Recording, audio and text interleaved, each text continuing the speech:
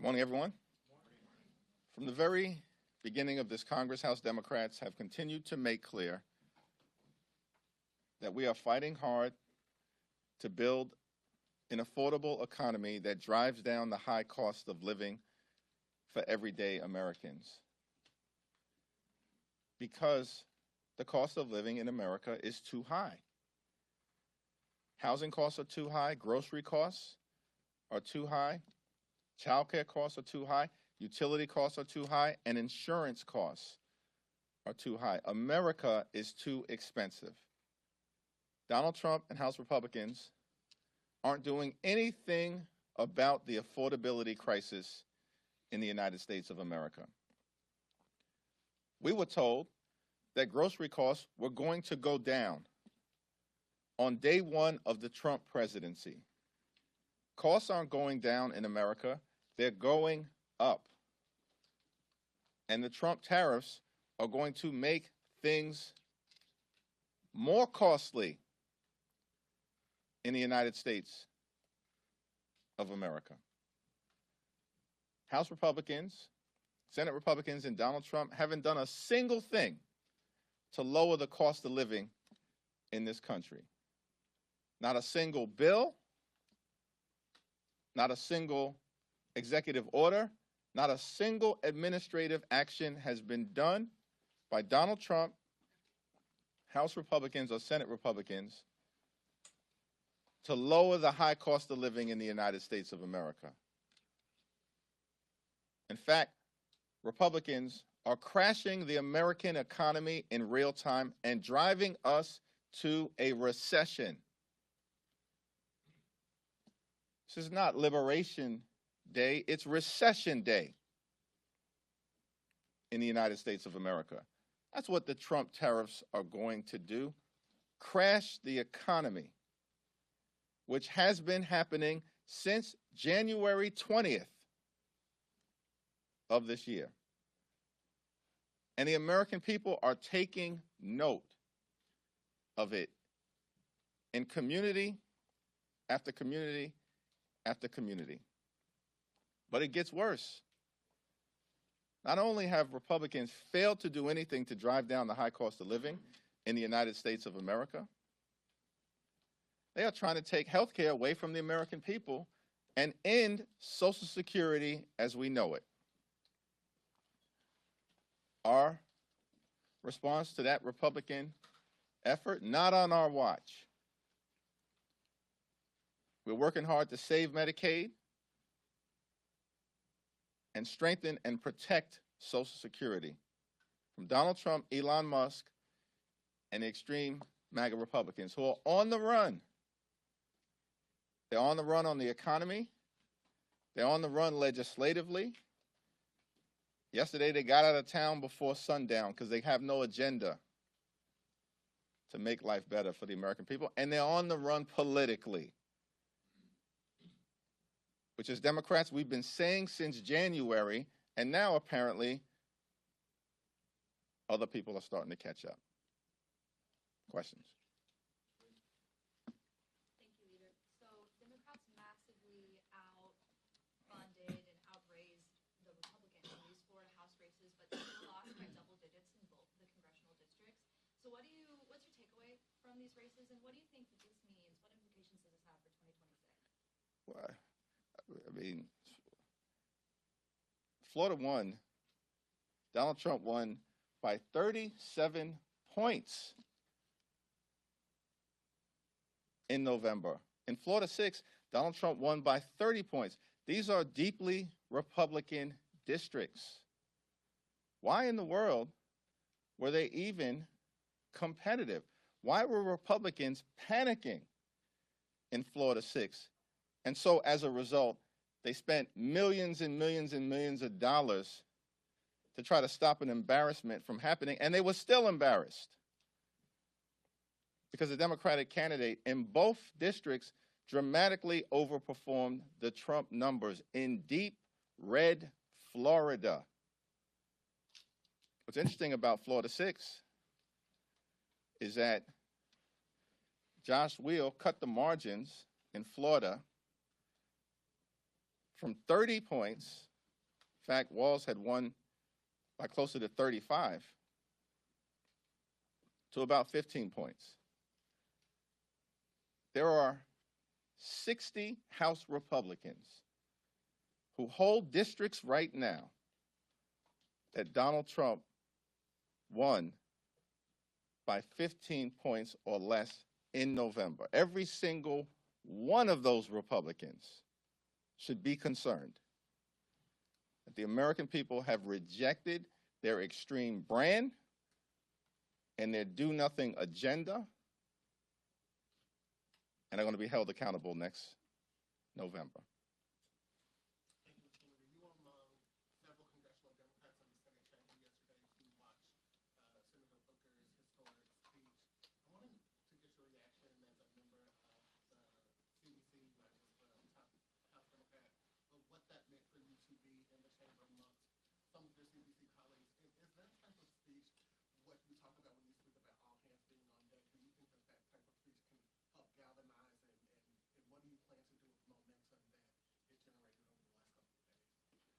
You know, I've known Corey for 25 years, came into politics together, we're in law school around the same period of time, traveled in the same circles. It was amongst Corey's finest moments, and he's had many throughout the years. But it was incredible in that he was strong, he was substantive, and he was soulful all at the same time. It was an intellectually powerful speech, and obviously there was incredible endurance that he demonstrated, but above all else, he spoke from the heart, because this is a moment that requires every single one of us to stretch in ways that we may not have previously been called upon to do. And Cory Booker did it at an extraordinary level. And it was the Senate floor.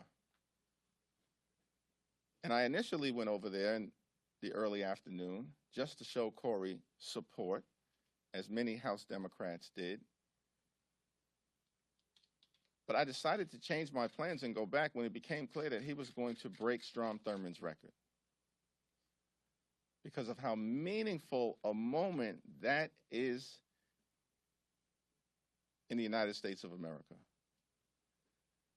Strom Thurmond was a racist senator who delivered what had previously been the longest speech in recorded Senate history to defend Jim Crow and bloodthirsty racial oppression. And for that record to fall with an African-American man delivering a speech from the head and from the heart about what America actually should be about.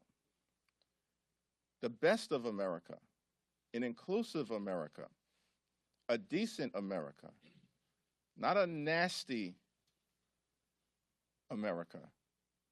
The best of America. That was a powerful thing.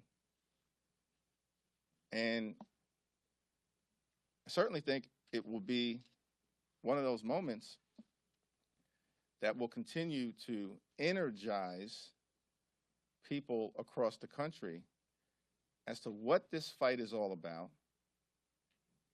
where Democrats stand in defense of the American people, and what we're fighting against in terms of the extremism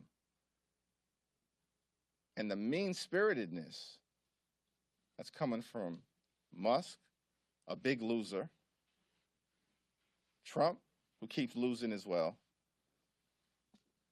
and the Republicans. Last night, there was very high Democratic turnout in these off-cycle special elections in Wisconsin and Florida. What does that say to you about the Democratic electorate? It's been very interesting because all we've heard for the last 4 months is that Democrats were dispirited, Democrats are disheartened, Democrats are discouraged. But that's actually not been our experience as House and Senate Democrats as we travel the country. It's understandable that Democrats want us to do everything we can to push back against the extremism from Donald Trump and the complicity, the toxic complicity, the fact that they just are going along to get along as House Republicans, burying their head in the sand or actively supporting Trump's efforts to harm the American people. American people are disgusted by that all, and they rightfully are going to continue to ask all of us as House Democrats, as Senate Democrats, as Democratic governors, all of us to stay in the fight, intensify the fight until we can get through this national nightmare that Trump and the Republicans are inflicting on the American people. But folks have been confusing that with this notion that Democrats are somehow discouraged and dispirited. Because what we've seen every single month this year is Democrats in special elections all over the country win or overperform.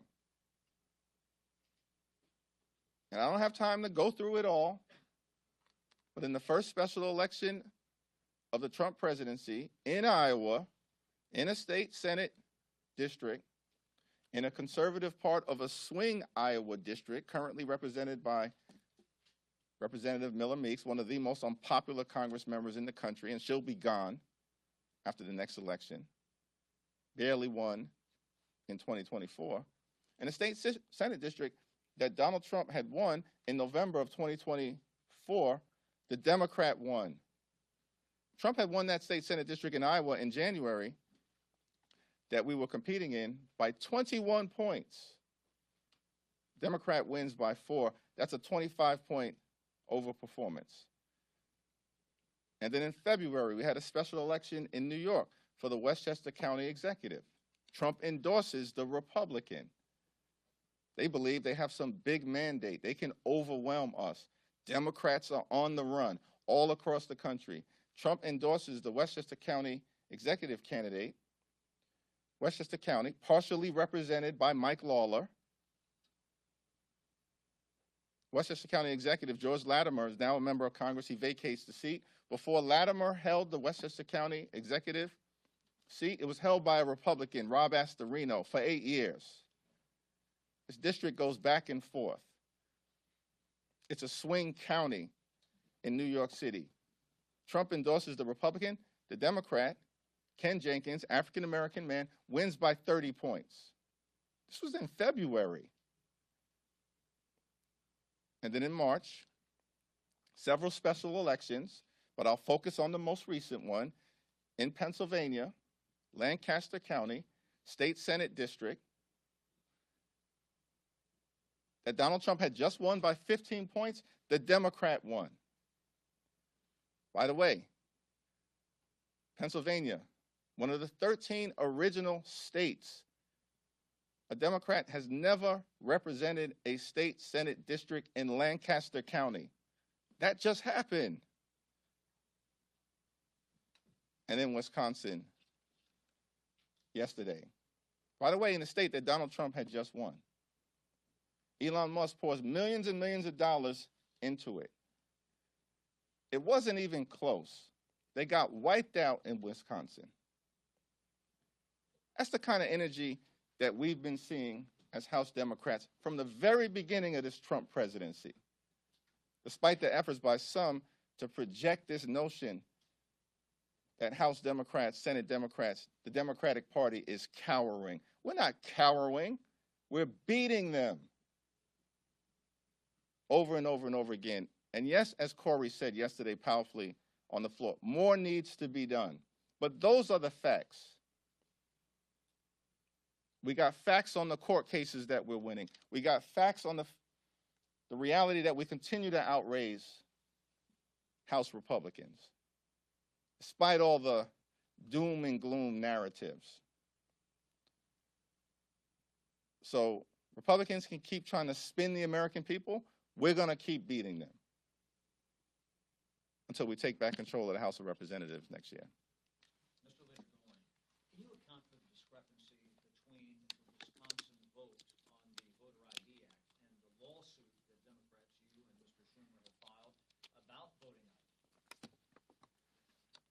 Donald Trump issued an unconstitutional and illegal executive order. We are challenging that unconstitutional and illegal executive order in court, and we are going to win. Just like we've been winning in court case after court case after court case. Donald Trump doesn't have the power to decide how federal elections are governed. That power is given to the voters, state legislatures, and Congress itself, pursuant to the election clause in the United States Constitution. Thank you. But the Wisconsin result was very different than what you're arguing in that lawsuit. No, it was not. What Trump has engaged in is a massive overreach. And it's laughable that Republicans are going to try to spin a referendum that Democrats may have supported based on the numbers as some sort of vindication for what was a terrible night for them. But it wasn't a one-off, as I've explained, and I just gave you the highlights of what has happened throughout America this calendar year, because I don't have time to go through each and every special election. Thank you, Leader. Just to follow up on that, are there any takeaways from voters approving, enshrining voter ID into the Wisconsin Constitution? We are going to continue to protect free and fair elections. Here's the takeaway, if you want a takeaway. Why aren't House Republicans here right now? I'm here.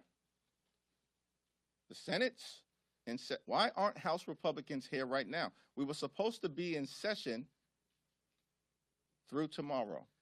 It's because House Republicans were embarrassed on the floor of the House of Representatives yesterday. Mike Johnson should have never brought that so-called rule to try to prevent new mothers and expectant mothers from voting. We're standing up for family values. Republicans are anti-family. So they lose an effort to try to silence expectant mothers and members of Congress who have just given birth. They lose that rule,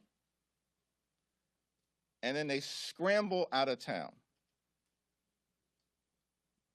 I mean, what does that say? This is a party that continues to claim they have a mandate. You don't have a mandate to do a thing other than work with us to lower the high cost of living in the United States of America, and you've done nothing on that. And now, you just get out of town? Wait, if you were so confident, if you believe that there was some validation in that referendum in Wisconsin, then you should have brought the SAVE Act, which is a voter suppression bill that we strongly oppose, to the floor this week. You could have done it. You could have done it today. You could do it tomorrow. We dare you to bring the SAVE Act to the floor. We'll have that discussion. That's voter suppression. Peter, wanted to discuss with you about cutting funding to NPR and PBS that the Republicans want. In the words of Marjorie Taylor Greene, you're not going to hate us on your own dime, is what she says. The Republicans have launched an all-out assault on the economy, on Social Security, on Medicare, on Medicaid, on veterans, on public education, as well as on the American way of life. They have no mandate to do any of it, which is why they are on the run, governmentally and politically. And the decision to attack Big Bird and the Cookie Monster, I mean, it's just a strange thing. Why are they constantly creating mythical targets as opposed to tackling the issues that matter to the American people? The reason why the Republican Party and Donald Trump are cratering in terms of public sentiment is because they are failing to do the things that matter to the American people, like drive down the high cost of living. Instead, they are tanking the economy and driving us toward a recession. That's what the Trump tariffs are all about. So this effort to try to distract the American people is not working. It's not going to work in Congress, and it's certainly not working with respect to the American people. The judge today dismissed the case against Adams with prejudice, and part of his ruling says that, quote, everything here smacks of a bargain, dismissal of the indictment in exchange for immigration policy concessions. What do you make of this decision, and what does it say about Adams and the Trump DOJ? The effort by the Trump administration to extort the sitting mayor of the city of New York has failed spectacularly. Failed spectacularly. We said from the very beginning that this notion of trying to dismiss a case without prejudice so that the Department of Justice could hold the people of New York City hostage to try to demand concessions from Mayor Eric Adams was a disgrace from the beginning. We exposed the scheme, and a federal judge has now put an end to it. I wanted to go back to the SAVE Act. You mentioned you want to have that fight with Republicans if and when they bring this bill back up, which is supposed to be on the floor on Thursday. In the past, there were a handful of Democrats who did vote for the SAVE Act. It's possible, I've heard from some of them, that they're still going to support it moving forward. Are you all whipping, trying to make sure that all of those Democratic members vote against this, especially as we're having this conversation about voter ID? Is there a different point of view among Democrats on whether there should be voter ID? There are voter identification laws that exist right now in the state of New York that the Democratic Party in the state of New York supports. So-called SAVE Act is not about voter identification, it's about voter suppression, because it will limit the ability of married women who no longer go by their maiden name, as is the case with tens of millions of women in America, from actually being able to vote unless they get a specific type of identification. When it's clear, based on a driver's license, for instance, that they are a citizen that is eligible to vote. What is the so-called SAVE Act allegedly about? The Republicans are lying to the American people. They claim that the so-called SAVE Act is about making sure that only American citizens can vote. The Constitution requires that only American citizens can vote. Every state requires that right now. It's illegal for even a lawful permanent resident to vote in federal elections. Illegal. And so this is an effort to distract and to try to weaponize and divide. This is the Republican playbook. We're not going for it. There are men and women in uniform who serve this country, are sacrificing, risking their lives in theaters of conflict all across America. And you know what? Under the so-called SAVE Act, their military identification would not be an acceptable form of ID. Are you kidding me?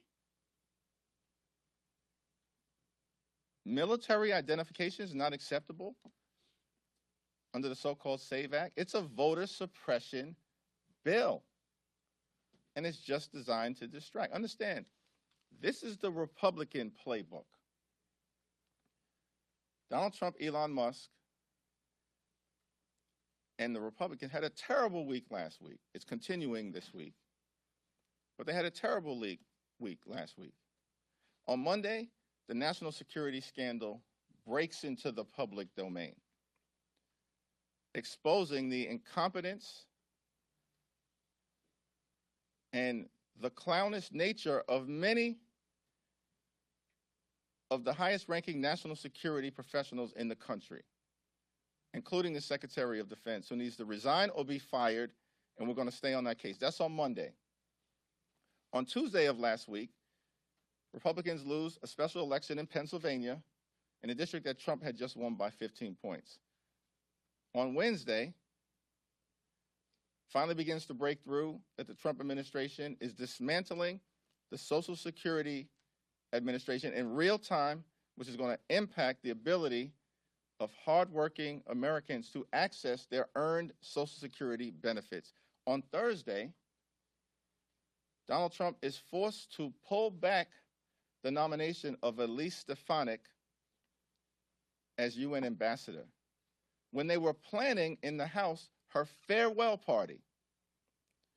And Donald Trump makes clear, so that there's no ambiguity, that he's pulling back Stefanik's nomination because they're on the run legislatively and their margins are tight in the House despite the claim of some big mandate, and they're on the run politically, and they're not clear that absent Elise running for re-election, they can hold a district that Trump had just won by 21 points. Then on Friday, we get new consumer confidence numbers that are plummeting because the American people have come to the conclusion that Donald Trump and the Republicans are tanking the economy in real time. Then on Saturday,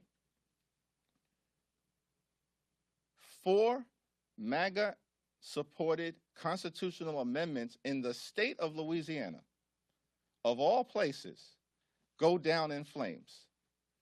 All 4 of those constitutional amendments were Project 2025 inspired amendments backed by the Republican governor of Louisiana, the Republican speaker from Louisiana, the Republican majority leader from Louisiana, and the entire Republican apparatus.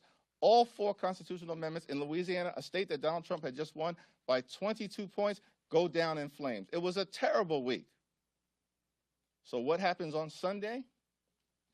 He says, intentionally, I'm serious about running for a 3rd term. Why? He can't run for a 3rd term. We're not going to ever let that happen. Why does he say it? And why do some in this country chase the story as if it means anything? To distract from the terrible week that they've had. We're not going to take the bait. And so on Monday, Cory Booker launches an extraordinary 25-hour-long speech on the floor of the Senate, reclaims the narrative in a powerful, historic way. And then yesterday, the evening ends with Donald Trump, Elon Musk, and their MAGA Supreme Court judicial candidate going down in flames. Thank you, Mr. Leader. Another one of your members, Brad Sherman, has a primary challenger. That's, there's a trend of these younger candidates getting in, wanting to oust the older generation of your caucus. What do you make of this, and what do you also make of the frustration among these younger people that they're suggesting is happening due to a lack of assistance against Trump? Yeah, I think I answered that question repeatedly over and over and over again in terms of all the things that are happening in this country. And we've got to continue to intensify the effort to match the diabolical intensity of the flood the zone strategy. Primaries happen each and every cycle.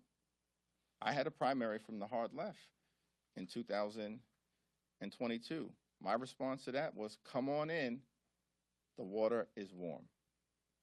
It's a democracy. And the American people will ultimately decide these things in congressional district after congressional district after congressional district. Mr. Leader, thank you. With regard to the Sylvester Turner vacant seat in Houston, you said recently